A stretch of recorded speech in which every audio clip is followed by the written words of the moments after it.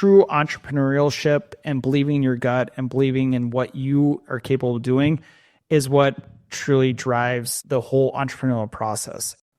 Welcome to the Digital Smile Hub, the podcast that is dedicated to making clinical dentistry simple. Join us as we decode the complexities of dental care by providing actionable insights into the diverse aspects of clinical practice, the latest trends, and the newest technologies. Whether you're a seasoned clinician or just starting out of dental school, listen in on engaging discussions, expert interviews, and a wealth of tips and tricks to enhance your clinical workflows. So turn up that volume and get ready to transform your clinical practice with the Digital Smile Hub. And now, here's your host, Dr. Tim Anderson. What is up, everybody? It's another week of the Digital Smile Hub. I'm your host, Dr. Tim Anderson, and I get to bring you actually one of my dental classmates who I've kind of touched base with here and there, but he's kind of near and dear to my heart because he has done a startup, and there aren't many of us out there that have done startups. And I feel like the people that do startup practices or de novo practices, kind of like we're like this little club of people that kind of just get it. But we're going to kind of talk about a little bit more focused on clinical based dentistry. I know a lot of the times over the last couple of weeks, we've talked about different things with regards to smile design and conceptual things and philosophical things. Like, we're going to dive a little bit more into like everyday dentistry and kind of what we're doing from a day-to-day standpoint for like what we like to do, what we hate to do, what we wish we were doing more of. And what I think is really interesting about this is that we start to get the opportunity to hear other dentists. And so many times we live in our little worlds and we think we're doing it right and we think we know what we like and we know what other people like. And then we look on social media and like, okay, this guy's doing this, but in reality, or is everybody doing this? I don't know. And so it's really interesting kind of talking to individuals about what they like to do, what they don't like to do. And what I love about that is it really starts breaking down the barriers from the standpoint of like, we're all the same. We all like certain things, and some things that I love, other people hate. And some things that I hate, other people love. And that's what's amazing about general dentistry and clinical dentistry is that there is a niche and a reason for everything and everybody. So I'm super excited to have this week on the podcast, Dr. Adam Holder, who's a general practitioner out of Minnesota. Adam, welcome to the podcast, man. Thank you for having me, Tim. It's good to catch up. Dude, where are you coming from? I am coming to you from Carver, Minnesota, which is a outer ring suburb about 30 miles southwest of Minneapolis. So what I love about Adam is Adam can relate because it's cold as shit where he lives. It's cold where I live, and everybody else that's in the like lower half of the United States is dealing with 50-degree weather is a big deal, where we get to deal with a little bit other things. Adam and I went actually to the University of Minnesota. We were in the same class, and we both ended up doing startups. We had very different journeys of how we got there, and so what's kind of fun is to listen to like how everybody came about. So, Adam, tell us a little bit about yourself. How you came to like post dental school. Like, why the hell did you do a startup? How you came to that conclusion, and kind of where you've gone in the last 10 years here. Sure. So yeah, out of dental school, I took an HPSP scholarship, did the Air Force program. For me, I did that for a couple of reasons. A, I wasn't very confident personally coming out of dental school, and I needed a little help or extra clinical training. I just knew that about myself and wanted to do like an AGD or GPR. And second, I had lived in Minnesota my entire life. I knew I would probably end up here, which is what happened, and I wanted to try living somewhere else and doing an adventure for a while. You know what I love about that, man, is that, like, I don't know if it's a cultural thing. Like, it's weird because I talk to a lot of clinicians, and so many people, especially newer clinicians coming out of school, I've talked a lot. Like, part of it is that I was trying to hire an associate, and so I just talked to a lot of new dentists. But what I'm amazed is that, like, I feel like I was just like you. Like, I came out of, maybe it's because we went to Minnesota, I don't know. But I came out of school going like, I felt like I really didn't know a lot. And there was this kind of trepidation of like, all right, now I'm in the real world. Now I got to figure this stuff out. And which kind of led me, is very similar to you, to do it. I did a GPR.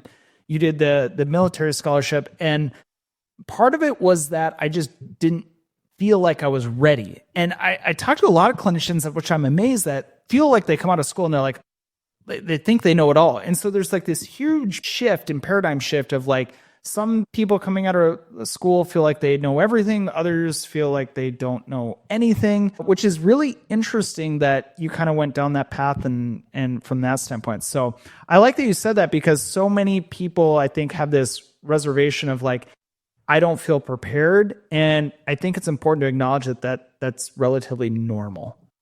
It's called the practice dentistry for reasons. Where you went, I think, is really important for people to hear. And it's something that I can relate to as well. So you did your residency, you did your commitment to the Air Force and everything. When you got done with that, did you go straight to startup, or did you work somewhere? What did you end up doing? We came back to Minnesota, my wife and I, to settle down. I found a great practice, group practice. The owner, there was a few dentists there. The owner hired me as an associate with the intention of becoming his partner. And within 2 weeks, I knew that wasn't going to be my permanent home. So what was it about that where you're like, I know? It was just everything. It was just the whole patient experience that I watched. It was just not how I wanted to do things. And from my early conversations with him, it just didn't seem like he valued my input very much. And in a partnership, it needs to be a partnership. And he was a great boss, a great guy to work for. I just didn't feel like he was going to be a great person to work with long-term in my career. I was there, even though I knew relatively early that I wouldn't be my permanent home. It was a good place to work, and he was a good boss to work for. I think I was there about 2 years, maybe 2.5. Okay. So you're there for a little bit. Definitely long enough to feel like part of the practice, for sure. Yeah. And that's when I talked to you, and that's when I discovered dental podcasts, which changed the trajectory and my career. And yeah, just got so much knowledge on my commutes to and from my associateship. Just taking ideas from people and kind of formulating my own plan to plan it. So at what point were you like, all right, I know what I want? Because I think a lot of people, when we're in associateships or we're in a job right now and we're like, God, like, I know this isn't for me, but my gosh, where do I go? How do I do this? Like, what was the catalyst? Dude, you're like, dude, I'm going to do it. There were some dark days, like that first 6 months because I go into it with all the positive thinking, like, hey, this is where we're going to settle. This is where I'm going to be for the next 30 years. And then when that didn't happen, it was just like shocking and disappointing. And I was like, honestly depressed. I didn't know what to do. I thought about going back to the military. I thought about specializing. I thought about becoming a dental anesthesiologist because I really liked sedation at that time. My wife and I drove around the entire state of Minnesota looking at towns. Do we want to live here? Are there practice opportunities here? I mean, I looked at everything. I thought I was going to do a startup in a different location, and that fell through. And then finally, we found here, and it checked all the boxes for us. And once I knew this was the place, then it was full steam ahead. What I think is amazing is that it was a total partnership. Like, you talk a lot about you and your wife, and that was a very similar path for myself, was that I had a very good support system at home with regards to how I was going to pursue what we wanted to do as a family. Like, it was like a family goal. It wasn't like I needed to be the dentist or I needed to be an owner. It was more like, for our family, like, how can we be happy? How can we raise a family? How can we impact the community? Which seems very similar from your standpoint. So you moved to Carver. How did you decide on Carver? Like, how did that happen? Honestly, for me, it was close enough to my wife's family and the Twin Cities for her to be happy. It was rural enough for me to be happy. There was no dentist here, and it was pretty easy to see that this place was going to grow like crazy. How did you know that? I think that's an important thing. Sorry to interrupt you. How did you feel like you knew that this was a growth opportunity? I just feel like I had seen it over my lifetime. I mean, just grew up in central Minnesota, coming down to the Twin Cities, over 20 years, you just see the sprawl and how things kind of got built up, especially along major highways and where they're building a bunch of new houses. I didn't think it was really that complicated. Just go where there's a bunch of people, or there's going to be a bunch of people soon, and there's not a lot of dentists. And that was kind of it. So now you decide you're doing your startup. How did your startup, because I feel like the startup world, most people yeah, you can't do that anymore. But I think you and I would both disagree with that to an extent. But B, how did you, when you did your startup, was it just you doing hygiene? Did you have an assistant or hygienist right away? How did that whole process pan out for you? And I also did a ground up startup because there was no buildings to lease or rent. You're like, how can I take out the most amount of debt leverage that I can possibly do? Yeah. Yes, at the beginning, it was me, one patient coordinator, and one dental assistant. I think you learn a lot about yourself through that, you guys. Like a lot of us, when we're working in larger group practices, or whether it's a DSO or an existing family practice, we're so used to practices that have existing workflows and systems and team members that we often take for granted what it took to get there. And I'm curious because I learned a lot through my startup. Whether it's right for everybody is a different discussion, because it's not right for everybody. But for those that are willing to grind it out and do it, man, you get to really reap some amazing benefits. So how long were you grinding with you, an assistant, and a coordinator? A couple months, and then I hired a hygienist. How did you know you needed to do that? What was how did you know, all right, I'm ready, I need a hygienist? Question. That was a long time ago. I think just we were booked out enough, or I felt confident enough that we were going to grow, past the three of us. So that was the next logical step, I guess, in my brain at that time. I think part of the reason I asked you is because I'm the person that, I'm like your classic over-analysis person, where I'm I will get a hygienist when. And then when I get to that point, I'm I should have hired a hygienist 8 months ago. And what I feel like so many people that I talk to that do startups, they always feel yeah, when I thought I was ready, I was actually ready before that. And you never think you're ready until you actually just jump in. That's the challenge with, I think, startups, is that there's no clear roadmap. If you go to a dental supply company or a third party, they'll try to tell you do this and that, and then you end up in a strip mall doing this 3 operatory practice, and you don't create what you created, Adam, for sure. And so I think so much of this is true entrepreneurship and believing in your gut and believing in what you are capable of doing is what truly drives the whole entrepreneurial process. And I think that's a big difference, because, one of the things that I loved about doing a startup was that every patient that came to see me chose to see me. They weren't stuck with me because I was the doctor that replaced X, Y, and Z person, or I didn't buy the practice from the retiring doctor. Every person that walked through my door chose to see me.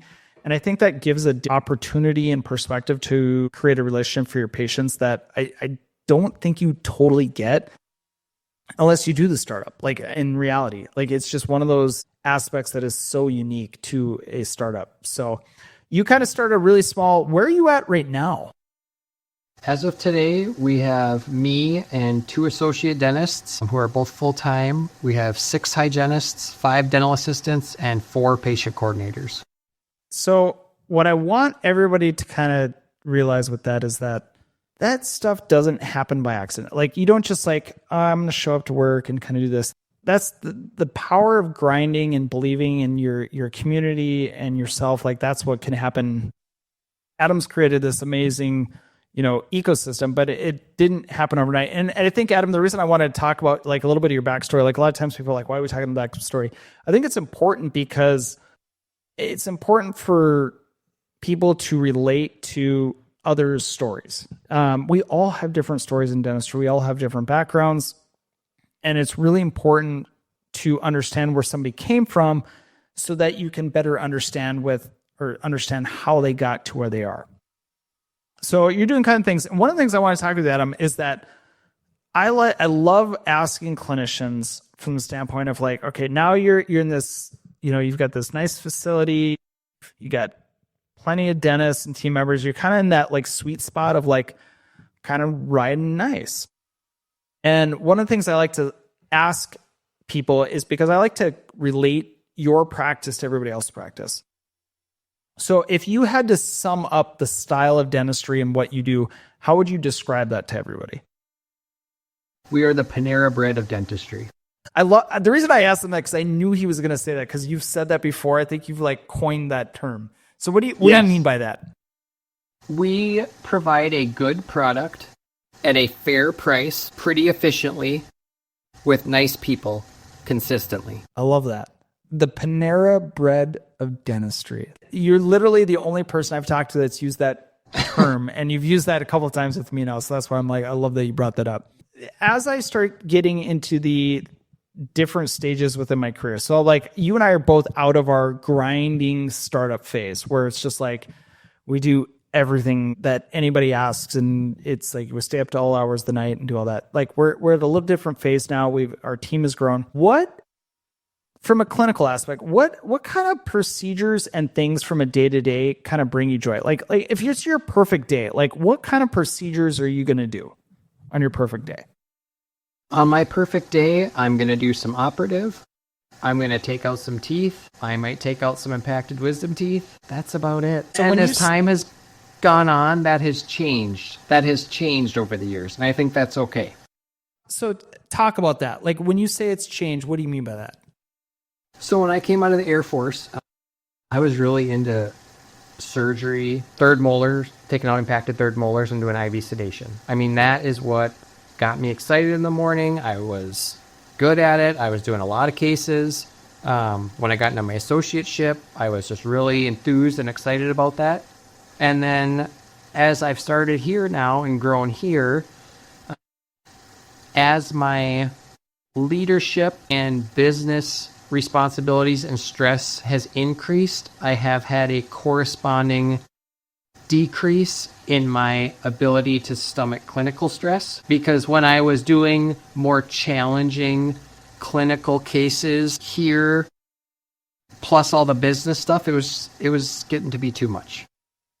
So I think that's interesting for people here because I feel like Adam and I graduated at the time of like the concept of the super GP.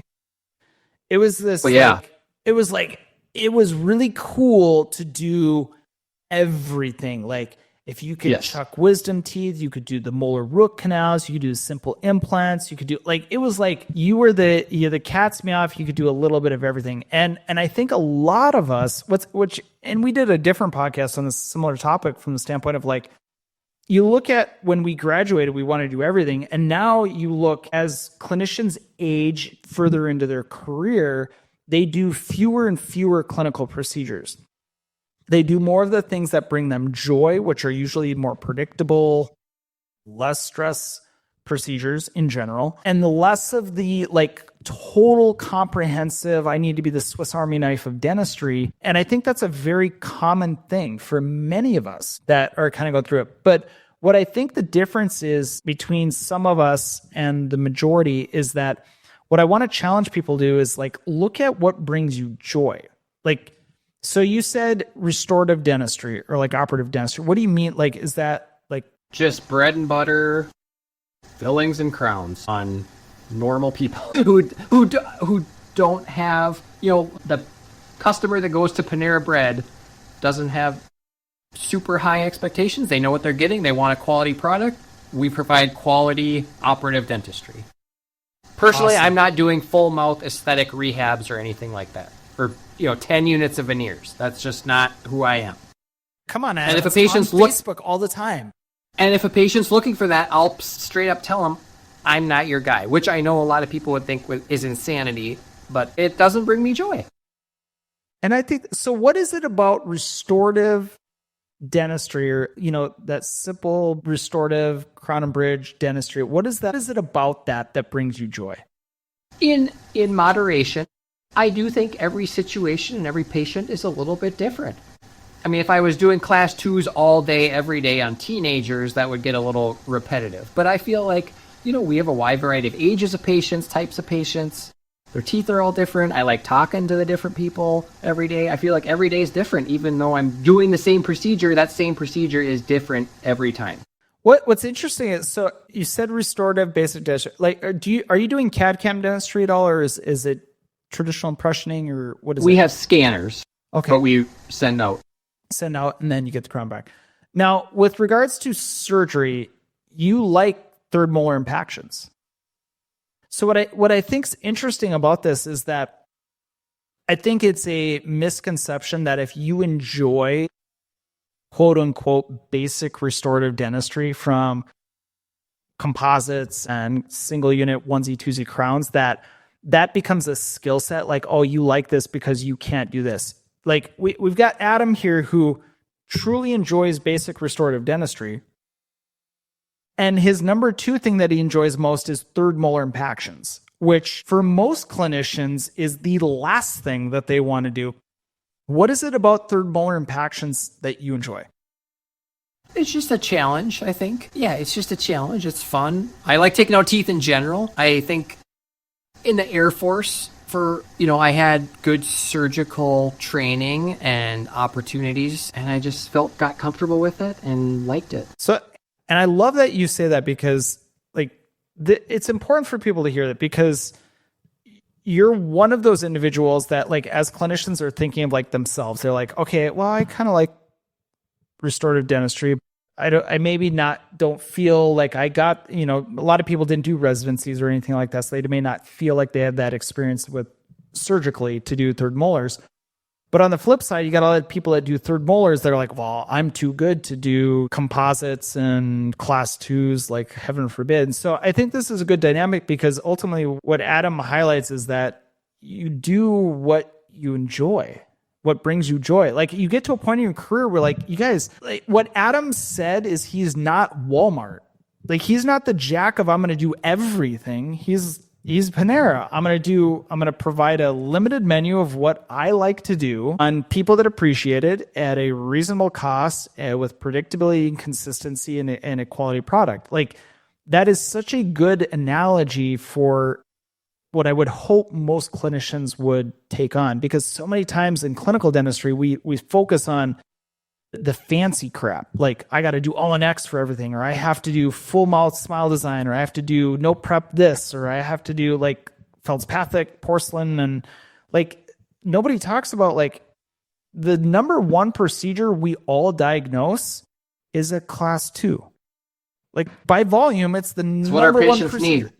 Like, so if you can have joy doing the majority of what is presented to you, that is a win situation for me. So I love that. All right. So you like basic restorative, crown bridge, some third molar impactions, which is awesome. Give me a third thing. What else do you like to do? I had all the surgical training in the Air Force, but I had 0 implant experience. So in 15, 16, I did take a Maxi implant course, and I enjoy that to some extent. I place super straightforward implants now, not a lot of them, just easy, predictable ones, refer the rest. So I like doing that. And that, was a journey too. I think with some of these clinical things, or the specialty procedures, you kind of struggle and like figure out where your boundaries are at. And I just came to these crossroads moments where it's like, okay, I've been struggling with this procedure for long enough. I'm sick of struggling with it. So I'm going to go down one of 2 paths. I'm going to either punt and not do this procedure anymore, which is what I've done with molar endo. I don't do any molar endo, haven't for several years. Or I'm going to do what it takes to not struggle anymore and become proficient, so this is not so hard anymore. And that's the path I chose with implants. I struggled through my first 2 cases, and then it's like, okay, do I want to keep doing this or not? Yes, I do. Bought a cone beam, got the training, and now it's part of your practice. Well, so Adam, I'm so grateful to have you on here tonight, because people need to hear this, because it's so important to understand that even with a quote unquote traditional model of practice, you can grow a startup from no hygiene, no patients, 0 people, to you have 18 employees at this point? Including myself, there's 18 of us. And It wasn't anything special. It was slow and steady, just showing up every day and making progress. Well, I got to give you a little credit because it was a little special because you've outpaced me on a growth standpoint. And I kind of pride myself on feeling like I've done decent. So I got it. You are a little special from the standpoint of you're willing to work at it and you're willing to grind. Ultimately, I think, Adam, what I respect most about you is that you've stuck to your core values of who you are, what you represent. Like you're not trying to be somebody that you're not. You are. It took me a while to learn that. And I think all of us take that, right?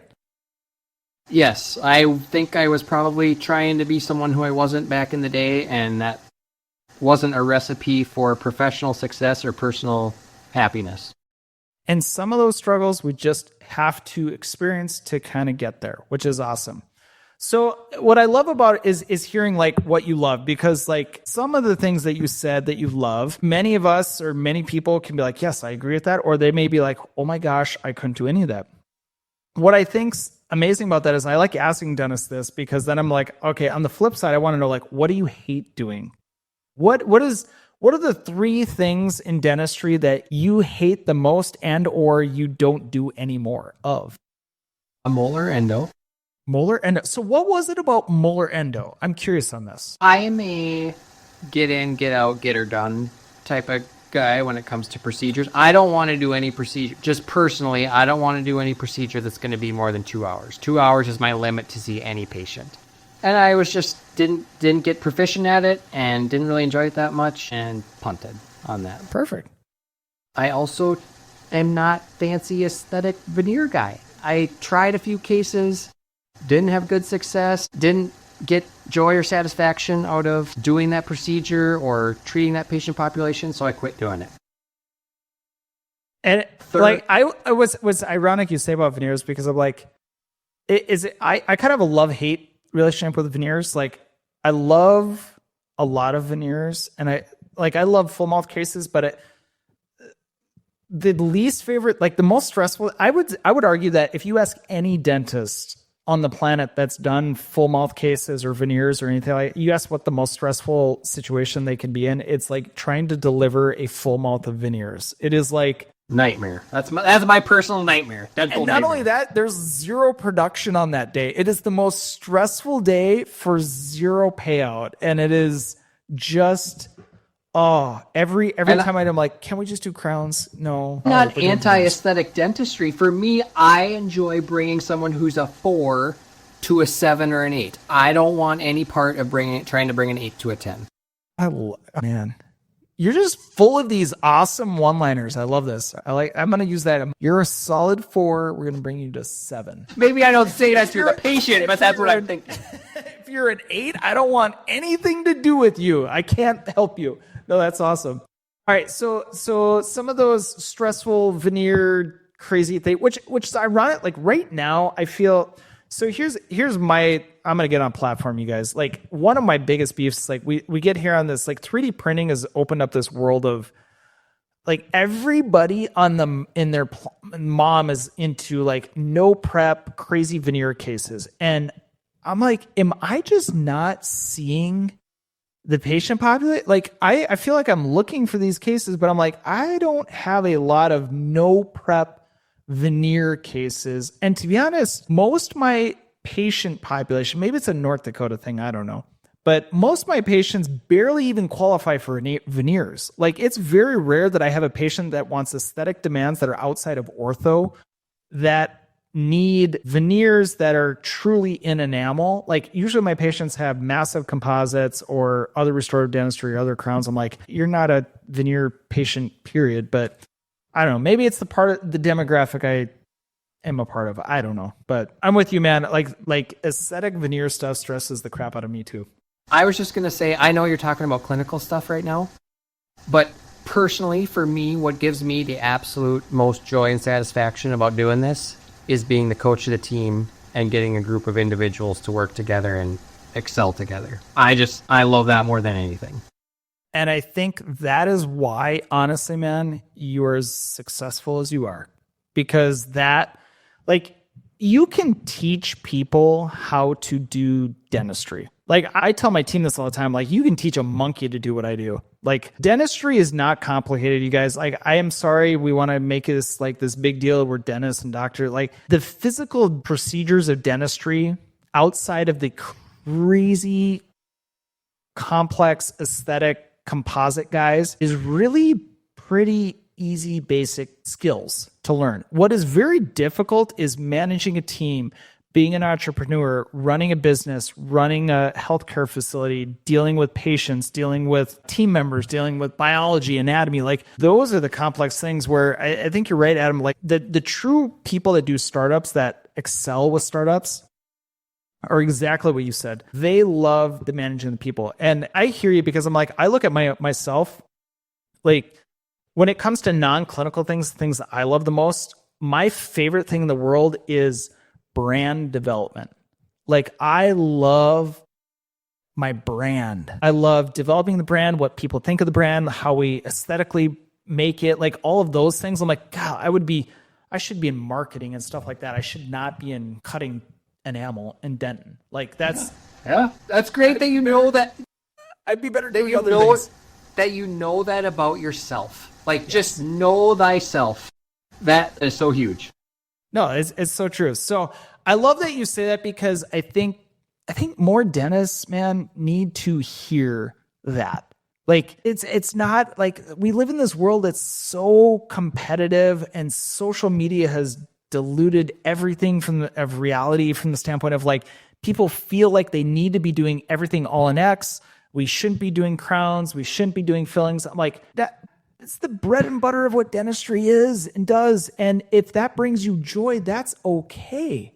Like, be okay. A lot of people want to eat at Panera. A lot of people want to eat at Panera. Panera is not struggling, man. I'm just telling you. I don't think so. They're not struggling at all.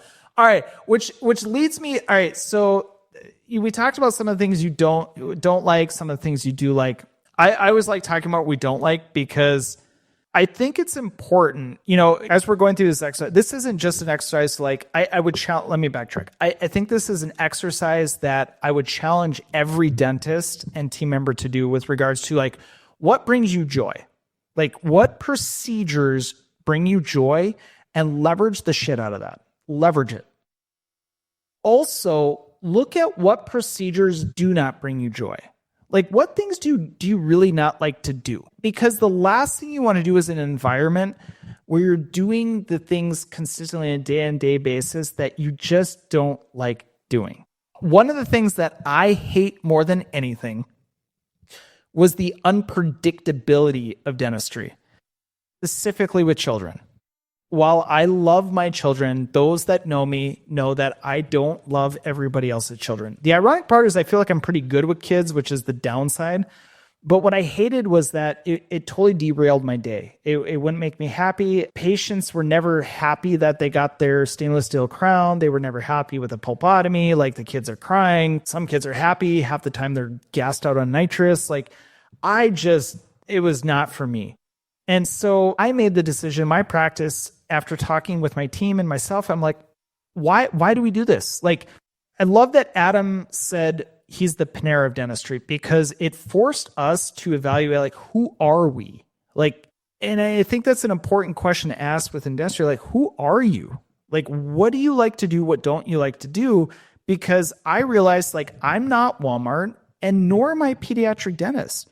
And if you're in a good environment, meaning from a market standpoint, and you know your market, I knew that I had a new patient demand that I could not meet. We had more patients wanting to come to us than I really could. So why am I seeing people that don't bring me joy?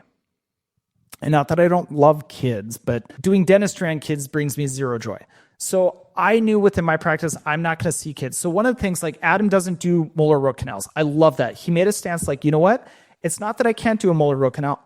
It just does not bring me joy. I'm not going to do it. I'm going to let that somebody else do it. I'm going to fill my time with other things that need to be done because patients need those procedures. For me, I didn't want to do kids. So I don't see children 13 and younger in my practice. Period.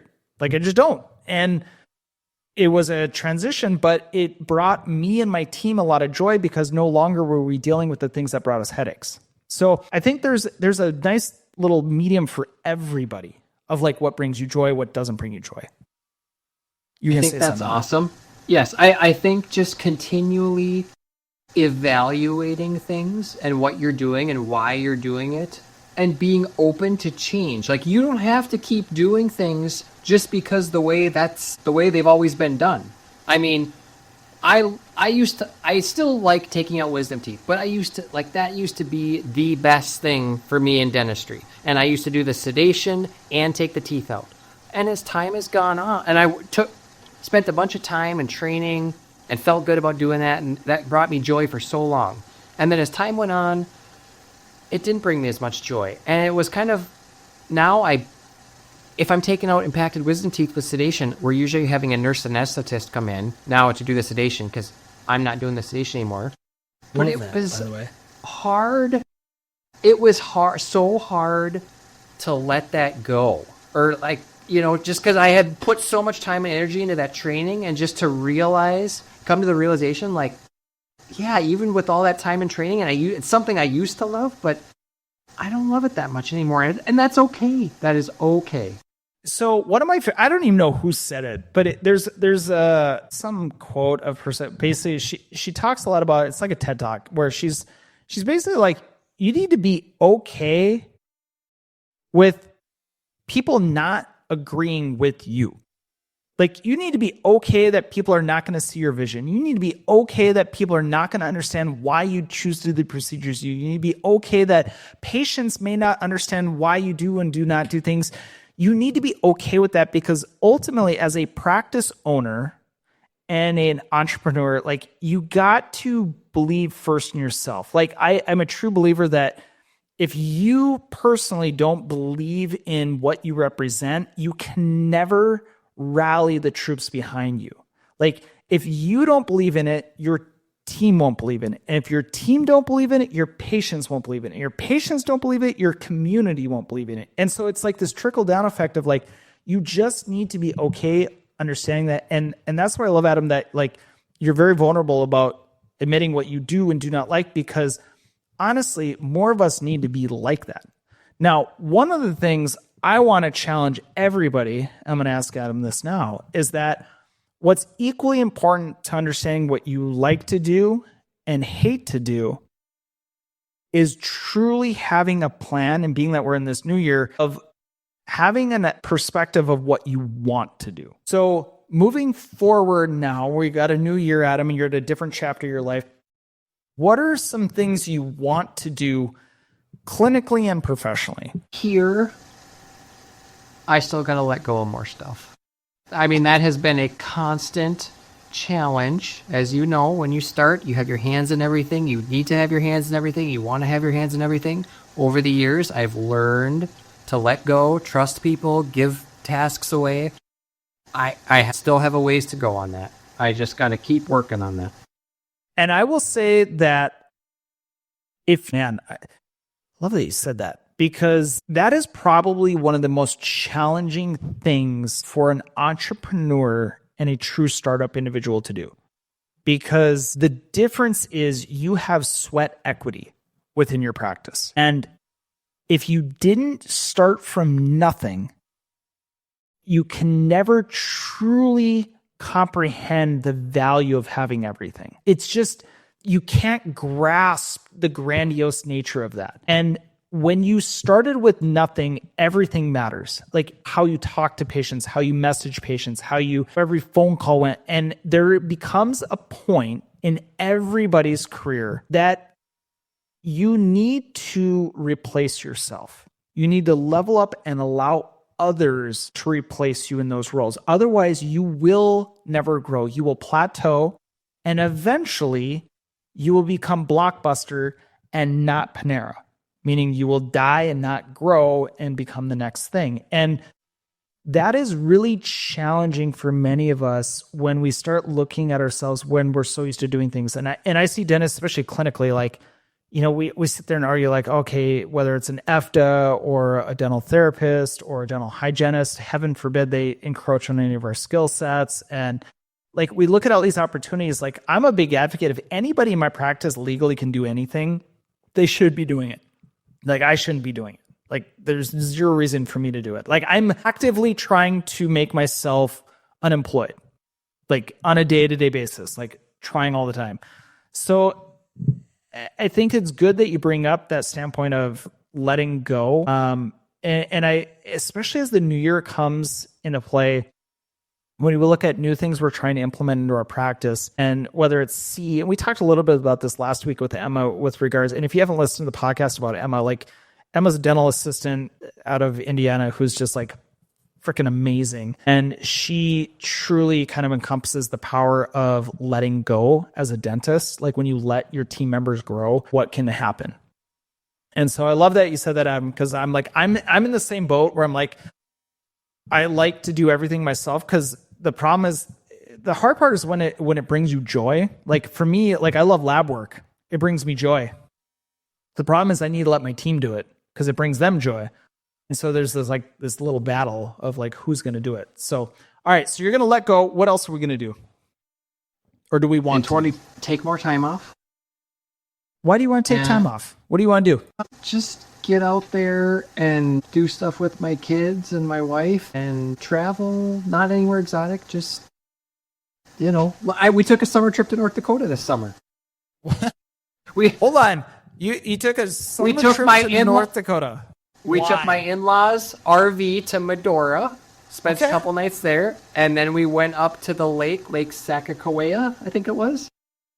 North of you. Sakakawea, depends on how you want to pronounce it. Okay, had a wonderful time, there was a lot of nothingness, but there was some beauty. So we saw the beauty of North Dakota. Love it. But all right, so you want to take more time off. I'm going to challenge you here because I think this, like, I'm a big advocate of when we have wants, like, it's one thing to say, I want to do this. Like, if I want to do a procedure, like for me personally, I'm like, I want to do more implant dentistry and all the next surgeries. Okay. I can't just say that. I got to have a plan of like, what am I going to do? So the first step for me is I took Troon's and Jacques and Sully's All-in-X course with 3D. Like that was my first step. Like I got to do this. Like I'm gonna do All-in-X procedures.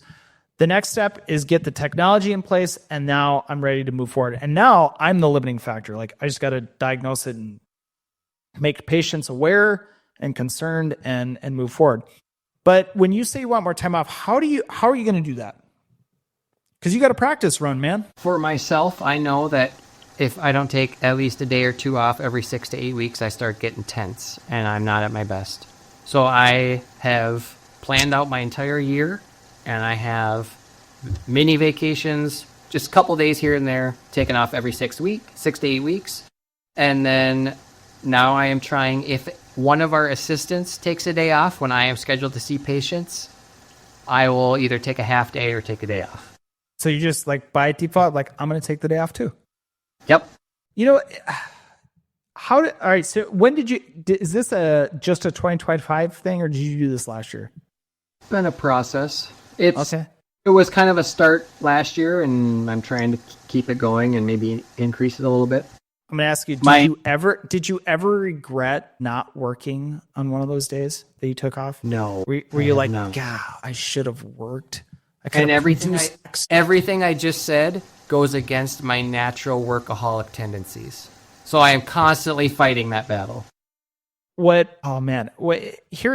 a sidebar thing for everybody. Like when it comes down to these things, like our time is the most limiting commodity, the most valuable thing we have. Like our children are valuable because of the time we can spend with them. If I'm not spending time with my children are valuable. Like I need to spend time with the people I love in order to make it valuable. When you know this is a total sidebar and totally another podcast, but when you really know your numbers and you know your practice and you know that, taking time off becomes a lot easier. Like we as dentists are the kings of like just grind because we think in production per minute. Like literally everybody thinks of like, well, production per hour. And if I see double the patients here, if we add one more patient there, like we don't really realize the value of truly planning as a business and giving ourselves the availability to take time off and what that can really do for our practice. And what I loved about Adam, he's like, I'm my best self when I take time off and I do these things. And I think all of us need to really relate to that and take more time off. Honestly, nobody ever got to the end of their life or their end of their career like, crap, I really regret taking that vacation. I really regret not going to my kids' state tournament or basketball game or soccer or hockey or whatever it is. Yes, and I've heard someone say that vacation is preparation for work, which is a good way to look at it. And a couple of years ago, my dad passed away and I turned 40. And that was just kind of a wake-up call for me. Like, man, this is moving fast. Like, Totally. take advantage of it while you still feel good and you're young and can do it and you're here alive. Well, and the nice part about dentistry, you guys, is, most of us have kids unfortunately have kids during the grind phase of our careers. Like our building phase when we're trying to build our practice, do our startup, do our, make associates and become an owner or whatever it might be. And what we don't realize is that we get to a point in our career where then we have the time off and we've got more than we can deal with and all that. Yet then all of our family is aged out and our kids have their own lives and all that. And we just kind of miss out on that. And I just, oh man, the benefit of dentistry is it gives us flexibility. And my brother's an attorney and I was always jealous of him because I'm like, I feel like he could just take time off whenever. And I don't know about you, but in dentistry, I felt like I'm like strapped into this, like I can't take time off. I can't do this because I'm like, everything's planned out 6 months and people reserved their time 6 months ago. And it's like, at the end of the day, your team and your practice and your family are number one.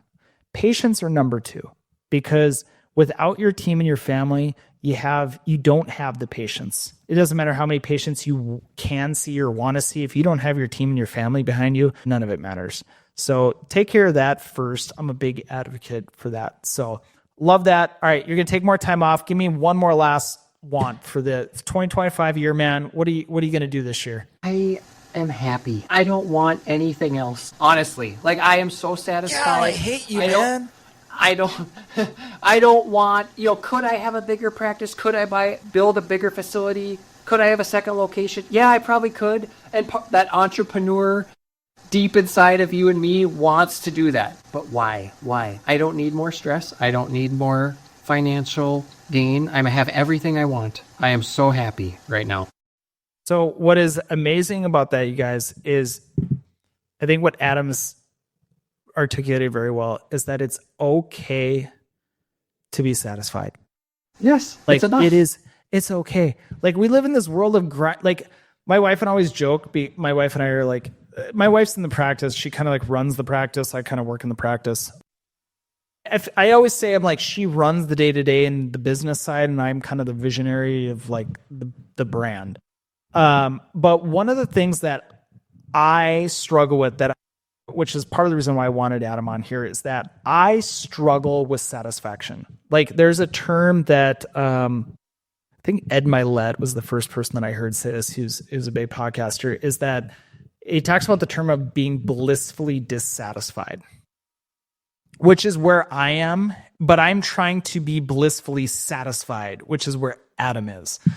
And it's not that we're not both grateful of everything that has happened to us and we're both aware of all the work that it took to get there, but it's that grind of like finding what makes you happy. And we live in a world that oftentimes doesn't bring us a lot of happiness and all the news is negative.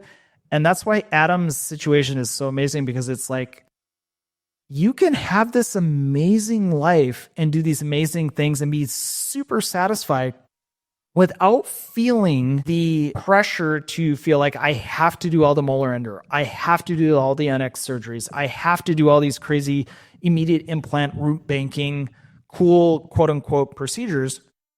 You can just do basic restorative dentistry, have a very, very, very successful business and life, and that's okay. It's more about just defining what you want in life.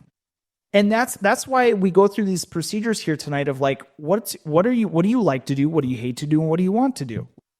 Just literally list those 9 things and write them down and then focus on them. And it's amazing what can happen when you do that. And I think Adam, dude, I strive to do what you've done, because I'm always like, there's always this competition, because Adam and I both did a startup about the same time. I'm like, well, shit, Adam's startup's growing faster than mine. He has another dentist and I don't. And they're like, Am I doing something wrong? And it's like, no, it's everybody's doing their own thing, and that's okay. Like if you're an associate and you're right out of school, awesome. If you're an associate and you're 10 years out of school and you're happy, awesome. If you're doing a startup, great. If you're in a DSO, awesome. If you're in a group practice or a solo owner, it doesn't really matter, you guys. The benefit of dentistry, it allows us to do what brings us joy. And like you said at the beginning, there's so many ways to be successful. There's so many ways. It's great, man. Well, dude, I greatly appreciate you being on tonight. This went in a totally different direction than I totally thought I was going to. This got like really philosophical, and I wasn't really into. This was going to be a clinical-based podcast tonight. It was going to be really focused on clinical, but it kind of went down a different road, which I'm glad it did, because part of it, I think, is so important that people hear your story so that way they can relate. Because I think, honestly, we all relate to everybody in some sense, and that's what's so awesome. Yeah, and don't get me wrong, I like clinical dentistry. If all I did was clinical dentistry and had no business to own, I would still be a dentist. I like it. But I love being the leader of the team and seeing the team work together. That's what I love. You love branding, I love being the coach of the team. And that's why dentistry is awesome, dude. So, hey, if people want to like connect with you, or they're like, dude, I totally connect with this dude, how do people get a hold of you? Sure. I mean, they can just text me, I suppose, on my cell phone. I'm happy. So if you want to get a hold of Adam, DM me, Instagram, that's probably the easiest. Otherwise, you guys, thanks for joining us tonight. Like this is what this is about. It's about connecting, relating people. Next week, we have a pretty cool guest talking about endo. Adam doesn't do, or molar endo. Adam doesn't do molar endo. And this individual loves molar endo, which is crazy because I don't love molar endo for the same reason Adam. Like, if I can't do molar endo and the crown and the post on the same visit in 2 hours, I'm out. And this individual is going to convince me that we can do this predictably every time. So join us next week when we have another guest who will be revealed then, who's going to talk about endo. But otherwise, everybody else, thanks for joining us. Adam, dude, thank you so much. Have a great evening or day or whatever you guys commute to work, whatever you're doing. Otherwise, check us back on the Digital Smile Hub. Otherwise, keep smiling. We'll check you later. If you enjoyed this episode, be sure to subscribe so you get notified when all the new content is released. And don't forget to rate, review, and share this podcast with all your friends and colleagues. For more information about all things happening within the 3D Dentist family, follow us at www.3d-dentist.com. Thanks for listening, and I hope you are leaving with new insights to help transform and level up your practice. Until next time, keep smiling.